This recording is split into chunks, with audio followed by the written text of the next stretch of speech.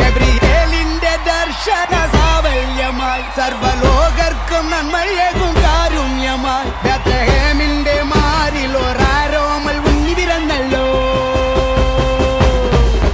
ഗബ്രിയേലിന്റെ ദർശന സാവല്യമായി സർവലോക